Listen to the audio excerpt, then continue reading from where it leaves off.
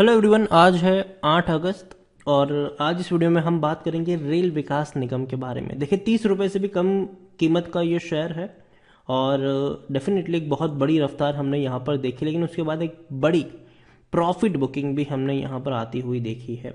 Video में हम discuss करेंगे कि मौका अभी भी बाइंग का है कि नहीं, और जिन्होंने खरीदारी करके रखी है उनको यहाँ पर अब क्या करना चाहिए।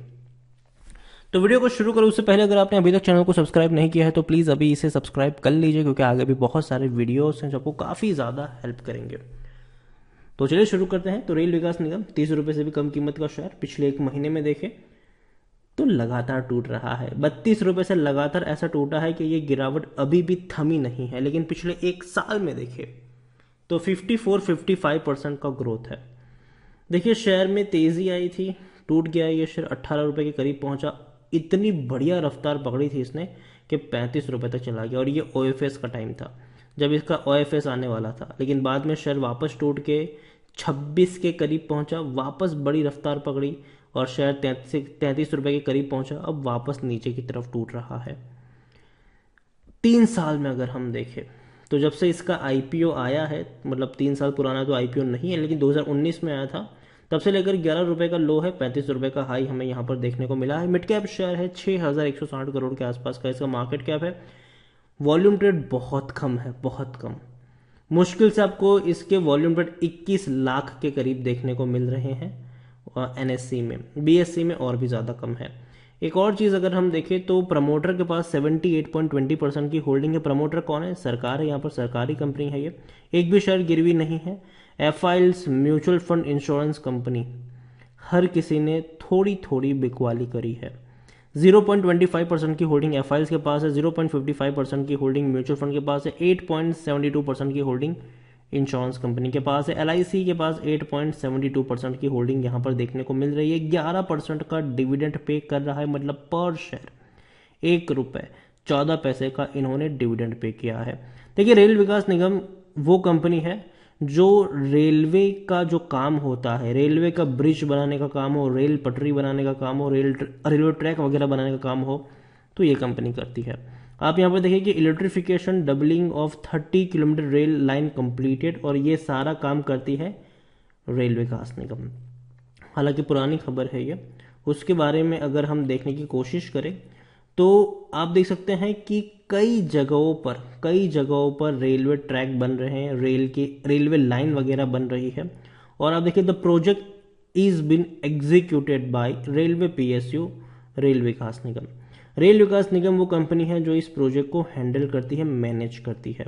यहाँ पर आप देखिए कि अगर हम बात करें जाए कि one of the critical project for Telangana was sanction for the distance of 85 kilometre in 2015 and 16 as the estimated cost of rupees 774 crore. कई सारी जो रेलवे लाइंस वगैरह है, जो ट्रैक्स वगैरह है, वो बनाने का काम ये कंपनी करती है। और कंपनी एक साथ कई जगहों पर काम करती है, कई सारी जगहों पर रेलवे ट्रैक्स बनाने हो, ब्रिज बनाने हो, टनल वगैरह बनाना हो, तो ये सारा काम ये कंपनी करती है। देखिए, कोरोना की वजह से मानते हैं कि रेलवे सेक्टर को बहुत ज़्यादा झटका पहुंचा है, लेकिन जैसे ही सिचुएशन नॉर्मल होगी रेलवे को दोबारा से फुल फ्लेज में चलाया जाएगा। उससे पहले रेलवे के ये सारे प्रोजेक्ट कंप्लीट कर लिए जाएंगे। और देखिए, रेलवे की मैं बात करूं तो भैया, रेलवे का जो काम है ना, वो कभी रुकने वाला काम नहीं है। हर बार कुछ ना कुछ काम चलता ही रहेगा इसका। और रेलवे को आने वाले समय में और अत्याधुनिक बनाने का प्लान है। तो ऐसे में जो प्रोजेक्ट है वो तो इनको मिलते ही रहने वाले हैं, और कंपनी के पास काम की कोई कमी नहीं होने वाली। लेकिन टेक्निकल रेटिंग अभी भी अच्छी नहीं है। गिरावट के संकेत यहाँ पर देखने को मिल रहे हैं। According to Moneycontrol user, 89% लोग खरीदने की सलाह दे रहे हैं और 11% लोग बेचने की बात यहाँ पर कर रहे हैं। रेल विकास निगम के रेवेन्यू में बढ़िया उछाल आया है। जहां 6000 करोड़ से भी कम का रेवेन्यू 2017 में था, आज वो 15000 करोड़ से भी ज़्यादा का रेवेन्यू है 2021 में। प्रॉफिट की मैं बात करूं तो प्रॉफिट भी आप देखिए लगातार बड़ी रफ्तार से बढ़ रहे हैं। 380 करोड़ का प्रॉफिट 922 करोड़ तक पहुंच चुका है। तो कंपनी के रेवेन्यू शानदार है, कंपनी के प्रॉफिट शानदार है, कंपनी में प्रमोटर की होल्डिंग बेहतर है, कंपनी के पास कई सारे प्रोजेक्ट है। कंपनी ऐसे सेक्टर से बिलोंग करती है जहां पर मंदी कभी भी नहीं आने वाली है।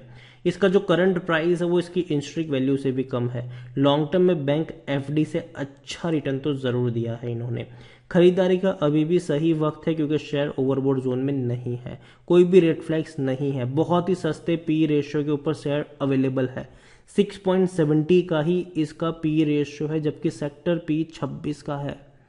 तो आप देखिए बहुत ही सस्ते वैल्यूएशन के ऊपर शेयर अवेलेबल है और 100% एनालिस्ट खरीदने की सलाह यहाँ पर दे रहे हैं। बेचने की बात कोई नहीं कर रहा है, सब लोग यहाँ पर बाइंग की बात कर रहे हैं। देखिए रेल विकास निगम डेफिनेटली ये शेयर मुझे पसंद आता है, लेकिन लेकिन लेकिन एक शर्त है कि भैया आपका जो नज़रिया है ना वो यहाँ पर लॉन्ग टर्म का होना ज़रूरी है। अगर आप 2-3 महीने के इन्वेस्टमेंट के प्लान के साथ यहाँ पर आ रहे तो भैया अवॉइड करिए, मत आइए यहाँ पर। लेकिन 2-3 साल का आपका प्लान है तो डेफिनेटली ये वो कंपनी है जो आपको अच्छा रिटर्न आपको लॉन्ग टर्म में ज़रूर बना के देगी। एक और चीज़ यहाँ पर कहूँगा कि किसी एक लेवल पर भी बहुत सारे शेयर्स नहीं खरीदने चाहिए, यहाँ पर टुकड़ों में खरीदारी करनी चाहिए। 1000 खरीदने हो तो पहले 200 खरीदो, थोड़ी सी गिरावट आए और क्वांटिटी ऐड करो, गिरावट आए और क्वांटिटी ऐड करो, क्योंकि भैया नीचे के लेवल पर आपको खरीदने का मौका हर बार मिलेगा। ऐसा नहीं कि 35 पे चला गया तो अब 40 पे जाके रुकेगा, जी नहीं। हो सकता है कि 35 पे पहुंचने के बाद दोबारा 30 रुपए का भी मुंह देखने के लिए वापस आ जाए ये शेयर। तो इसीलिए आप देखिए हर बार तेजी के बाद गिरावट आई है, फिर तेजी आई है, फिर गिरावट आई है। तो टुकड़ों में खरीदारी करिए ताकि जब ऐसी गिरावट आए तो भैया आप थोड़ी सी क्वांटिटी नीचे के लेवल पर ऐड कर सके। तो नज़र गड़ाए रखिए इस कंपनी के ऊपर, लॉन्ग टर्म का बढ़िया खिलाड़ी मुझे लगता है। सस्ता शेयर है, सस्ते वैल्यूएशन के ऊपर ट्रेड कर रहा है, लेकिन टुकड़ों में खरीदारी करोगे तो फायदे में रहोगे। किसी एक लेवल पर बहुत सारे शेयर्स खरीद लिए तो हो सकता है कि भैया लंबे समय तक फंस जाओ यहाँ पर। और एक और चीज़ है, ठीक है, बहुत ही स्लो तरीके से मूव करेगा ये। तो अगर आप ये मान के चल रहे हो कि आज खरीदा है मुझे 15-20% का रिटर्न चाहिए बहुत ही कम टाइम में, हो सकता है कि ना मिले, ठीक है। तो बहुत ही स्लो तरीके से मूव करेगा, कछुए की तरह से ये शेयर चलेगा। ऐसा नहीं कि एक झटके में तेजी एक झटके में गिरावट, ऐसा नहीं यहाँ पर आएगा, बहुत ही धीमे धीमे चलेगा ये। तो रिस्क है यहाँ पर उसी चीज़ का, लेकिन लॉन्ग टर्म के लिए मुझे ये बेहतर लगता है और सस्ते वैल्यूएशन के ऊपर अवेलेबल भी है। और जैसे जैसे हम कोरोना के केसेस अभी धीरे धीरे और कम होंगे, थर्ड वेव की जो डर है वो धीरे धीरे खत्म होगा, तो डेफिनेटली इस शेयर में आपको तेज़ी देखने को मिलेगी। और रेलवे के शेयर से मुझे लगता है कि लॉन्ग टर्म में अच्छी खासी पिकअप आ सकती है। हालांकि वक्त लगेगा, थर्ड वेव अगर आ जाती है तो हो सकता है कि थोड़ी और गिरावट आपको यहाँ पर देखने को मिले, लेकिन नीचे के लेवल पर मेरे हिसाब से बाइंग के मौके बनेंगे और उस मौके को छोड़ना तो नहीं चाहिए। तो वीडियो को यहीं पे एंड करूंगा। पसंद आया हो तो लाइक करो, शेयर करो। चैनल पर अगर पहली बार आए हैं तो प्लीज़ सब्सक्राइब करें और रेल विकास निगम के बारे में आप क्या सोचते हैं वो भी आप मुझे कमेंट में लिखकर बता सकते हैं। Thank you.